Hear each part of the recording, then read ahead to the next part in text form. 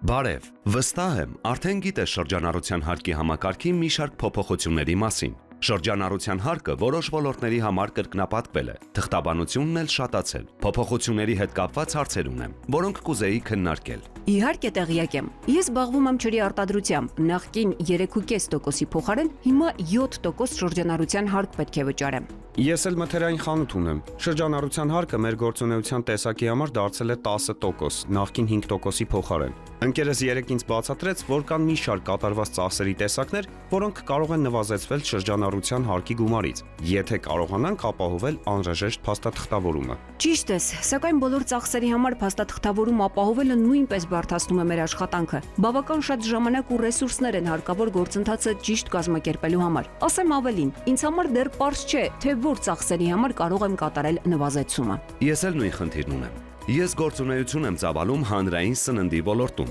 Փոքր ընտանեկան ռեստորան ունեմ, որտեղ ամեն օր տասնյակ այցելուներ եմ ունենում։ Այս ամիս պետք է խոհարարական սարքավորումները թարմացնեմ, ու չգիտեմ, արդյոք դա ներառված է նվազեցման ենթակա ծախսերի մեջ, թե ոչ։ Ողջույն ընկերներ։ Լսում էի ձեր զրույցը հարկային փոփոխությունների հետ կապված, թույլ տվեք բացատրել։ Դուք ճիշտ եք։ Կատարված փոփոխություններն անդրադառնում են հարկի դրույքաչափերին եւ վերջնական հարկային պարտավորության հաշվարկման մեթոդաբանությանը։ Ձեր նշած գործունեության տեսակների դեպքում շրջանառության հարկի գումարը կարող է նվազեցվել։ Շրջանառության հարկի գումարը ձեր ոլորտների համար նոր փոփոխություններից հետո հաշվարկվում է հետևյալ բանաձևով. հարկի գումարը հավասար է շրջանառություն բազմապատկած դրույքաչափ հանած նվազեցվող ծախսեր։ Ընդ որում, յուրաքանչյուր գործունեության համար սահմանված է նաև նվազագույն դրույքաչափ, որից փոքր հարկի մեծությունը չի կարող լինել։ Եթե այս բանաձևով հաշվարկված մեծությունը գերազանցում է սահմանված նվազագույն դրույքաչափը, ապա այդ մեծությունը կլինի վերջնական հարկի գումարը, եթե այս բանաձևով հաշվարկված մեծությունը փոքր է սահմանված նվազագույն դրույքաչափից,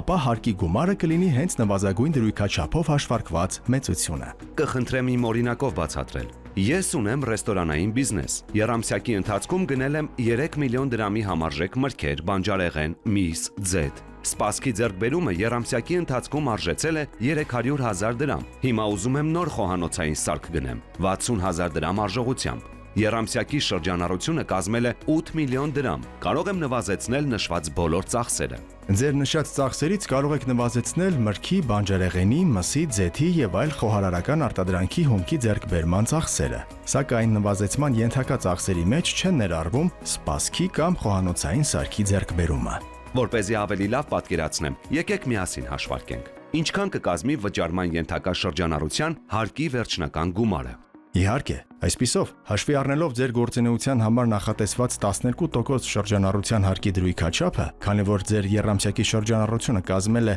8 միլիոն դրամ, շրջանառության հարկի գումարը մինչև նվազեցումները կկազմի 960,000 դրամ։ 960,000 դրամ շրջանառության հարկի գումարը հնարավոր է նվազեցնել 3 միլիոն դրամ ծախսի 9%-ով, որը կատարել էիք մրգի, բանջարեղենի, մսի, ձեթի եւ այլ խոհարարական արտադրանքի հումքի ձեռքբերման նպատակով, այսինքն 270,000 դրամով։ Վճարման ենթակա շրջանառության հարկի վերջնական գումարը կկազմի 690,000 դրամ։ Հանրային սննդի ոլորտում գործունեության համար սահմանված նվազագույն դրույքաչափը 3.5% է։ Եթե նվազեցումներից հետո շրջանառության հարկի գումարը կազմում է շրջանառության 3.5%-ից պակաս գումար, ապա հարկի վերջնական գումարը կկազմի շրջանառության 3.5%-ը։ Ձեր օրինակում գումարը շրջանառության 3.5%-ից ավել է, ուստի 690,000-ը կլինի ձեր վերջնական հարկային պարտավորությունը։ Ստացվում է, որ եթե ես զբաղվում եմ արտադրությունով, կարող եմ նույն մեխանիզմով նվազեցնել օրինակ եռամսյակի ընթացքում կատարած կոմունալ վճարները կամ տարածքի վարձակալության ծախսերը։